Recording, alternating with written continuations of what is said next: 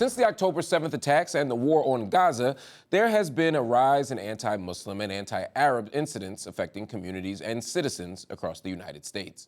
One of those affected communities resides in the city of Dearborn, Michigan, home to one of the largest populations of Arab Americans per capita in the country. You may have seen Dearborn in the headlines recently after an opinion piece was published in the Wall Street Journal, which labeled the city as, quote, America's Jihad Capital. Many have pointed out that this is yet another sign of the rising tide of Islamophobia. Meanwhile, many in the Muslim and Arab communities across the United States have expressed their outrage at the Biden administration for its support of Israel's deadly onslaught in Gaza. So what impact has Israel's war on Gaza had on Muslim and Arab communities in the U.S.? And how will it affect the upcoming presidential election? Here to speak with us is Dearborn's first Muslim and first Arab American mayor, Abdullah Hammoud. Mayor Hammoud, thanks so much for joining us on UpFront. Much for having me. In the 3 months following October 7th, the Council on American Islamic Relations saw a 178% increase in complaints of anti-Muslim and anti-Palestinian incidents around the United States. Now, you were raised in Dearborn. You're Arab American. You're Muslim. Have you experienced this rise? Have you seen what people are talking about? Absolutely. You know, immediately following the events of October 7th, there was an individual in the state of Michigan who said he wanted to come to Dearborn to, quote unquote, hunt Palestinians, which put the city on high alert. And obviously following that garbage opinion piece that was permitted to be published in the Wall Street Journal, we had to establish more patrols around our places of worship and ensure to the community that the community is safe, knows it's safe, and also feels safe. Because many threats and demonizing language has been and continues to be lobbed on social media. Are you worried that it could get worse? Absolutely. I mean, this isn't new. The unfortunate reality, though, is this isn't new to the city of Dearborn, especially as somebody who grew up in the post 9/11 era where, I had folks who pulled a gun at me days after 9/11 saying, keep walking before we decide to shoot you Muslim kids. We had our Arab American festival canceled because individuals came through protesting with pigs' heads on spears and signs that said, we have dipped our bullets in pig's blood so that when we shoot you, you go to Jahannam. So this unfortunately isn't new to the city of Dearborn. Whenever you see a rise in war in the Middle East and continued strife, the dehumanizing language comes out around Muslims and Arab Americans, and that leads to increased threats to our security here in the States. You talked about that piece. You just called it today garbage, but you also said that it was a distraction. What did you mean by that? I think it was not a coincidence that as we have been doing the media circuit, and many folks have, to highlight what's happening, the deplorable conditions in Gaza, the genocide that's ongoing, that such a piece gets published in the Wall Street Journal to distract everybody from talking about what's unfolding on the ground in Gaza and to talk about this individual that has Islamophobic and anti-Arab tendencies to speak about a city he knows nothing about. I think it was a distraction to get us off topic. And that's the last thing that we wanted, is to now just talk about this Wall Street Journal article. Rather, we want to keep the conversation going, centered about our sisters and brothers in Gaza. The Wall Street Journal op-ed isn't the only one that's come out that's been pretty controversial and that's been making the rounds. The New York Times recently published an opinion piece by Thomas Friedman. Now, this one was called Understanding the Middle East Through the Animal Kingdom. I can see by your facial expressions how you feel about it, probably. Friedman presented the U.S. as the old lion, the king of the Middle East jungle. And he also compared Iran to a parasitic wasp and Hamas to a trapdoor spider that digs tunnels and lays in wait. When you hear rhetoric like that, when you hear language like that, how does it affect you? How does it affect the community?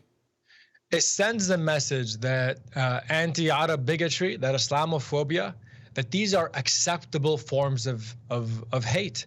Because I'm not sure to what other community such headlines would be acceptable. You know, you talk about the New York Times piece. There was another Wall Street Journal opinion piece written by the editorial board after the city of Chicago voted for a ceasefire, and the headline read, City of Chicago votes for Hamas. Under what world are these headlines permissible? Under what communities is this ignorance permissible? It seems as though that, again, Islamophobia, anti-Arab bigotry are acceptable forms of hate. And if we really want to shatter this cycle, we have to have better representation in these media sources and really to push back against such pieces ever being published to begin with. Of course, this isn't the first time we've seen a rise in anti-Muslim sentiment in the United States. We saw spikes like this happen after 9/11, as you mentioned, and during former President Donald Trump's 2016 campaign and his actual presidency. How does the current situation fit within this broader history of anti-Muslim sentiment in the United States?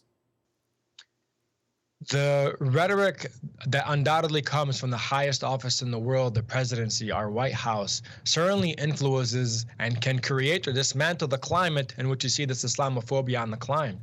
And so if you look to my message following the Wall Street Journal, the president tweeted, kind of condemning the Wall Street Journal indirectly. And my comments were that I was glad to see that the president recognized this, but I think it's equally important to recognize the climate that was established that permitted such a piece to come out to begin with. When you have the press secretary, when you have the various spokespeople for the various federal departments coming forward, denying how many Palestinians had been killed, speaking of Palestinians that have been killed simply as civilian casualties. When you speak of Ukrainians, you empathize, you show emotion. But when you speak of Palestinians, it's callous, it's cold. That adds to this type of environment and fuels this type of rhetoric. And so, yes, it happened under President Donald Trump, but we're seeing it also happen under current President Biden. Your state of Michigan is a battleground state, and it's a state that helped President Biden win the election in 2020 in a pretty tight campaign against Donald Trump. At that time, Biden's support among Arab Americans was at 59%. But a recent survey showed the president losing that support, largely in light of his pro-Israel stance. The numbers have dwindled. They're down to 17% approximately. The administration, of course, is trying to court the Muslim vote and the Arab vote in the run-up to 2024. He seems to be trying to mend relationships. Is it possible, or is it too little, too late? I firmly believe that it's always the right time to do the right thing. And in this moment, the right thing here is calling for a ceasefire. It's restricting military aid and support to Benjamin Netanyahu and the most right-wing government in Israel's history. It's permitting humanitarian aid specifically and through UNRWA, which does phenomenal work on the ground. I think these are tangible steps that can be taken to demonstrate good faith to a community in which you want to build support for the upcoming election. I think anything less is unacceptable. I think we're past the point of talking points.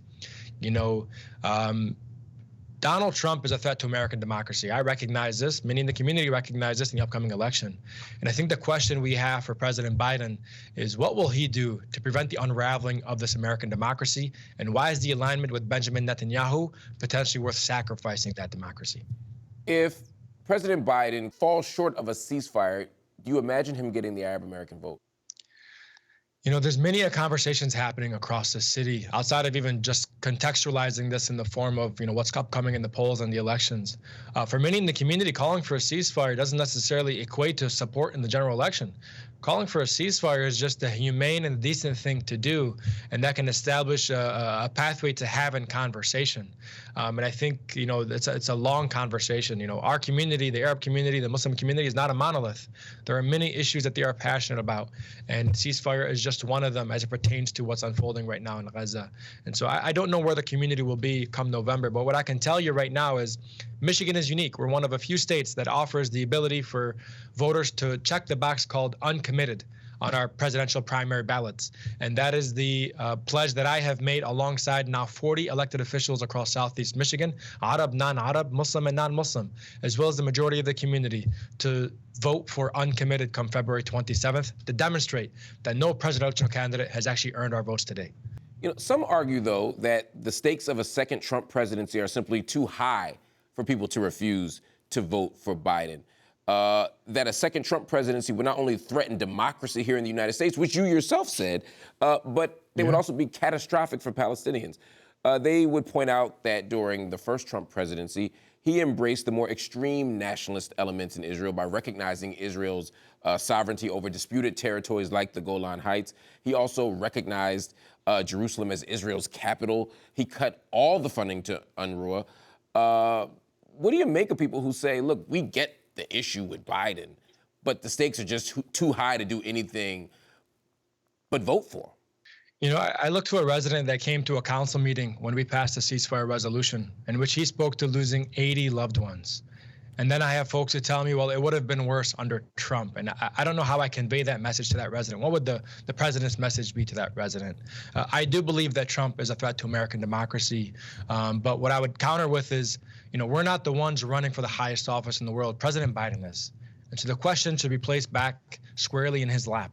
What will he do to earn the trust and the respect of the constituency that he's trying to serve in the highest of offices? What will he do to prevent the unraveling of American democracy? And really the most outlandish question being, why is the unilateral and unconditional support of Benjamin Netanyahu, his right-wing ministers and his right-wing government, and the ongoing genocide in Gaza worth, again, potentially unraveling that American democracy? That question needs to be put back to him. Mayor Abdullah Hammoud, thank you so much for joining us on UpFront. Thank you so much for having me. Everyone, that is our show, UpFront. We'll be back next week.